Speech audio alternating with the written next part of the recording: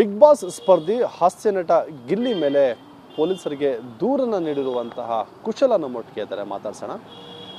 Madam, ಯಾವ ಕಾರಣಕ್ಕೆ ದೂರನ್ನು ನೋಡಿದ್ದು, ಅಂಥದ್ದು ಏನು ಅಬ್ಸರ್ವ್ ಮಾಡಿದ್ರಿ ಅಂತ ಹೇಳಿ ಬಿಗ್ ಬಾಸ್ ಶೋನಲ್ಲಿ? ಸರ್, ನಾನು ಕುಶಲ ಅಂತ ರಂಗಭೂಮಿ ಕಲಾವಿದೆ. ನಾನು ಸುಮಾರು 12 ಸೀಸನ್ನು ಕೂಡ ನಾನು ನೋಡ್ತಾ ಬರ್ತಾ ಇದ್ದೀನಿ ಬಿಗ್ ಬಾಸ್ನ. ನಾನು ನೋಡ್ತಾ ಬಂದಾಗ ಯಾವುದೇ ನನಗೆ ಇದು ಅನಿಸಿಲ್ಲ. ಅಲ್ಲಿ ಶ್ರುತಿ ಮೇಡಮ್ ಗೆದ್ದರು, ಮತ್ತು ವಿಜಯ ರಾಘವೇಂದ್ರ ಅವ್ರು ಗೆದ್ದಿದ್ದಾರೆ, ಪ್ರಥಮ ಮತ್ತು ಹಾಸ್ಯ ಕಲಾವಿದ ಆದ ಮಂಜು ಅವ್ರು ಗೆದ್ದರು. ಯಾವುದೂ ತೊಂದರೆ ಬರಲಿಲ್ಲ. ಈ ಸೀಸನಲ್ಲಿ ಮಾತ್ರ ಹಾಸ್ಯ ನಟ ಗಿಲ್ಲಿ ಅವರು ಒಬ್ಬರು ಕಲಾವಿದರು. ಅವರು ಹಾಸ್ಯ ನಟ ಅಂತ ಹಾಕ್ಕೊಂಡಿದ್ದಾರೆ. ಅವ್ರು ಎಲ್ಲೂ ಹಾಸ್ಯ ಕಾಣಿಸ್ತಾನೆ ಇಲ್ಲ ಒಳಗಡೆ. ಬರೀ ಹೆಣ್ಮಕ್ಳಿಗೆ ಒಂದು ಕಿಂಡಲ್ಲು, ಒಂದು ಟಾಂಟ್ ಕೊಡೋದು, ಒಂದು ಅಗೌರವ ತೋರಿಸ್ತಾ ಇರೋದು. Taunt okay madam, okay sir, ಒಂದು ಇದೂ ಓಕೆ, ಆದರೆ ಅಗೌರವ ತೋರಿಸೋದು ಅದು ನನ್ನ ಸಹಿಸೋಕ್ಕಾಗಲಿಲ್ಲ ಅದನ್ನು.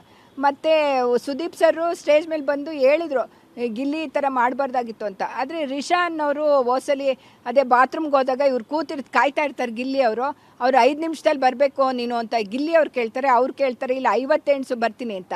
ಇವ್ರು 5 ಎಣ್ಸ್ಬಿಟ್ಟು ಸೀದಾ ಹೋಗಿ ಒಂದು ಸೂಟ್ ಕೇಸಲ್ಲಿ ಹೆಣ್ಮಕ್ಳು ಪರ್ಸ್ನಲ್ಸ್ ಇರುತ್ತೆ, ಹೆಣ್ಮಕ್ಳು ಬಟ್ಟೆನ ಎತ್ತೋದು ಯಾರು ಅಧಿಕಾರ ಕೊಟ್ರಿ ಇವ್ರಿಗೆ? ಅಧಿಕಾರ ಯಾರು ಕೊಟ್ರಿ ಇದರಲ್ಲಿ? ಇದನ್ನು ಮಾಡಿದ್ದು ತಪ್ಪು ಅಂತ ಹೇಳ್ತೀನಿ. ಸರಿ, ಅದು ಒಂದು ಬಿಟ್ಬಿಡಿ. ನಿನ್ನೆ ಎಪಿಸೋಡ್ ನೋಡಿ, ರಾತ್ರಿ ಅಶ್ವಿನಿ ಅವರು ಸಾರಿ ಕೇಳಕ್ಕೆ ಬಂದಿರ್ತಾರೆ. ಯಾವುದೋ ಒಂದು ಅಲ್ಲಿ ಗೇಮ್ ನಡೆದಿರುತ್ತೆ, ಸಾರಿ ಕೇಳಕ್ಕೆ ಬಂದರೆ ಅಲ್ಲಿ ಅಗೌರವಾಗಿ ಮೇಲೆ ಕಾಲು ಹಾಕೊಂಡು ತೋರಿಸೋದು. ಮೇಡಮ್, ಹಾಸ್ಯ ನಟ ಅಂತಾರಲ್ಲ, ಈಗ ಜಗ್ಗೇಶ್ ಅವರು ಹಾಸ್ಯ ನಟರು, ಮತ್ತು ಕಾಮಿಡಿ, ಮತ್ತು ಹೀರೋ, ವಿಲ್ಲನ್ ಎಲ್ಲ ಆಗಿದ್ದಾರೆ. ಇವ್ರು ಯಾವ ರೀತಿಯಲ್ಲಿ ಹಾಸ್ಯ ಮಾಡ್ತಾರೆ ಅನ್ನೋದೇ ಗೊತ್ತಿಲ್ಲ. ಒಂದ್ಸಲಿನೋ ನಾಟಿ ಒಂದು ಇದರಲ್ಲಿ ಕೂಡ ನಂಗೆ ನಗುನೇ ಬರಲ್ಲ ಇವ್ರು ನೋಡಿದರೆ. ಆದರೆ ಹೆಣ್ಮಕ್ಳಿಗೆ ಯಾಕೆ ಅಗೌರವ ತೋರಿಸೋದಲ್ಲಿ ಪ್ರತಿ ಎಪಿಸೋಡಲ್ಲೂ ಇರುತ್ತೆ. ಪ್ರತಿ ಎಪಿಸೋಡಲ್ಲೂ ಅವನು ಹಾಕಿರೋದು. ನಮಗೆ ಯಾವ ಸೀಸನಲ್ಲೂ ನಂದು ಕಂಪ್ಲೇಂಟ್ ಇಲ್ಲ. ಈ ಸಲ ಮಾತ್ರ ಹೆಣ್ಮಕ್ಳಿಗೆ ಅಗೌರವ ತೋರಿಸ್ತಾ ಇದ್ರು ಅನ್ನೋ ಒಂದೇ ಉದ್ದೇಶದಿಂದ ಗಿಲ್ಲಿ ಅವ್ರಿಗೆ ನಾನು ಕಂಪ್ಲೇಂಟ್ ಕೊಟ್ಟಿದ್ದೀನಿ. ಇವರು ಮೇಡಮ್, ಈಗ ನಿಮ್ಮ ಕಂಪ್ಲೇಂಟ್ ಎಲ್ಲಿವರೆಗೆ ಬಂದಿದೆ, ಏನಾಗಿದೆ, ಅದು ಸ್ಟೇಟಸ್ ಏನಿದೆ ಅಂತ ತಿಳ್ಕೊಳ್ಳುವಂಥ ಪ್ರಯತ್ನ ಮಾಡಿದ್ರೆ ಎಲ್ಲಿ ಕಳಿಸಿದ್ದಾರೆ ಅಂತ ಹೇಳಿ, ನೀವು ಯಾರಿಗೆ ದೂರು ಕೊಟ್ಟಿದ್ರಿ, ಯಾವಾಗ ಕೊಟ್ಟಿದ್ರಿ, ಜೊತೆಗೆ ಆ ಸ್ಟೇಟಸ್ ಏನಿದೆ ಈಗ? ಓಕೆ, ನಾನು ಆ ದೂರನ್ನು ನಾನು ಮಹಿಳಾ ಆಯೋಗಕ್ಕೆ ಕೊಟ್ಟಿದ್ದೆ. ಈಗ ಒಂದು 5 ಡೇಸ್ ಬ್ಯಾಕ್ ಕೊಟ್ಟಿದ್ದೆ. ಅದನ್ನ ಆಮೇಲೆ ನನಗೆ ವಾಟ್ಸಪ್ಪಲ್ಲಿ ಕೂಡ ಬಂದಿದೆ ಏನು ಮೆಸೇಜು. ಅದು ರಾಮನಗರ SP ಗೆ ಮತ್ತು ಪೊಲೀಸ್ ಕಮಿಷನರ್ ಕೂಡ ಹೋಗಿದೆ ಅಂತ ಆಗಿದೆ. ನನ್ನ ಕರ್ತವ್ಯ ನಾನು ಮಾಡಿದ್ದೀನಿ, ಮಹಿಳಾ ಆಯೋಗಕ್ಕೆ ಕೊಟ್ಟಿದ್ದೀನಿ. ಅವ್ರು ಏನು ತೊಗೊತಾರೋ ನಾನು ಬಿಗ್ ಬಾಸ್ ಟೀಮ್ನವ್ರನ್ನ ಕೇಳ್ತೀನಿ. ಇದರಲ್ಲಿ ಸುದೀಪ್ ಅವ್ರು ಹೇಳಿದ್ದಾರೆ, ಮತ್ತು ಗಿಲ್ಲಿ ಅವರು ಸೀರಿಯಸ್ ಆಗಿ ಏನು ತೊಗೊಳ್ಳಿಲ್ಲ, ಮತ್ತು ಬಿಗ್ ಬಾಸ್ ಟೀಮ್ನವ್ರು ಇದನ್ನು ಸೀರಿಯಸ್ ಆಗಿ ತೊಗೊಂಡು ಏನು ಶೋ ನಡೆಸ್ತಾ ಇಲ್ಲ.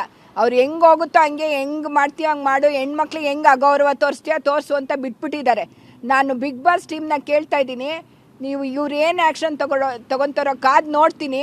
ಮುಂದೆ ಮತ್ತೆ ನಾನು ಲೀಗಲ್ ಆಗಿ ಏನು ಕೋರ್ಟಿಂದ ಆರ್ಡರ್ ತರಬೇಕೋ ಈ ಶೋ ನಿಲ್ಸಕ್ಕೆ ಮಾಡ್ತೀನಿ. ಅಷ್ಟೇ ನನ್ನ ಉದ್ದೇಶ, ಅಷ್ಟೇ ಸರ್. ಮತ್ತು ನನಗೆ ಗಿಲ್ಲಿ ನಟರಾಗಲಿ, ಇನ್ನೊಬ್ಬರಾಗಲಿ, ಮತ್ತೊಬ್ಬರಾಗಲಿ ಯಾವುದೇ ನನಗೆ ವೈಯಕ್ತಿಕ ದ್ವೇಷ ನನಗಿಲ್ಲ. ನಾನು ಎಸ್ಪೆಷಲಿ ಅಶ್ವಿನಿ ಗೌಡ ಅವ್ರನ್ನ ನೋಡಿದರೆ ಅವ್ರು ಜೋರು ಮಾಡ್ತಾರೆ, ಬೈತಾರೆ. ಅವ್ರೇನು ಕಾಲು ಕೆರ್ಕೊಂಡು ಬಂದಿರಲ್ಲ, ಇವಂದೇ ಜಾಸ್ತಿ ಆಗೋಗುತ್ತೆ ಅಲ್ಲಿ ಹೆಣ್ಮಕ್ಳಿಗೆ. ಅದು ನನಗೆ ಸಹಿಸೋಕ್ಕಾಗಲಿಲ್ಲ ಎಲ್ಲೋ ಒಂದು ಕಡೆ. ಯಾಕೆ ಹೆಣ್ಮಕ್ಳಿಗೆ ನೀನು ಟಾರ್ಚರ್ ಮಾಡಿಬಿಟ್ಟು ಗೆಲ್ಲಬೇಕು ಅನ್ನೋದು? ಈ ಒಂದು ವಿಚಾರ ಇಟ್ಕೊಂಡು ಶೋ ನಿಲ್ಲಿಸ್ಬೇಕು ಅಂತ ನೀವು ಹೇಳ್ತೀರಾ? ಅಲ್ಲ, ಶೋ ನಿಲ್ಲಿಸ್ಬೇಕಾಗ್ಲಿ, ಗಿಲ್ಲಿ ಅವ್ರನ್ನ ಆ್ಯಕ್ಷನ್ ತೊಗೊಂಡು ಹೊರಗಡೆ ತರೋದಾಗಲಿ ಮಾಡೋದಾಗಲಿ ಮಾಡ್ತಾ ಇಲ್ಲ. ಇದು ಬಿಗ್ ಬಾಸ್ಗೆ ಕೊಡ್ತಾ ಇರೋ ವಾರ್ನಿಂಗ್. ಇದು ಹೆಣ್ಮಕ್ಳಿಗೆ ಅವಮಾನ ಮಾಡ್ಕೊಂಡು ಶೋ ನಡೆಸೋದ್ರಿಂದ ನೀವೇನು ದೊಡ್ಡ ಇದಾಗೋದಿಲ್ಲ. ಇದನ್ನ ಏನು ಕಂಟ್ರೋಲ್ ತೊಗೊಂಡು ಗಿಲ್ಲಿ ಅವ್ರನ್ನ ಕರೆದು, ಅಥವಾ ಇನ್ನೊಂದು ಹೇಳ್ತಿರೋ ಮತ್ತೊಂದು ಹೇಳ್ತಿರೋ, ಮುಂದಿನ ದಿನಗಳಲ್ಲಿ ಇನ್ನೂ 40 ದಿವಸ ಇದೆ. 40 ದಿವಸದಲ್ಲಿ ಅಟ್ಲೀಸ್ಟ್ ಹೆಣ್ಮಕ್ಳಿಗೆ ಗೌರವ ಸಿಗೋ ಥರ ನಡ್ಕೊಳ್ಳೋಕ್ಕೆ ಅವ್ರಿಗೆ ಬುದ್ಧಿ ಹೇಳಿ ನಡೆಸ್ತಿರೋ ನೋಡ್ಕೊಳ್ಳಿ.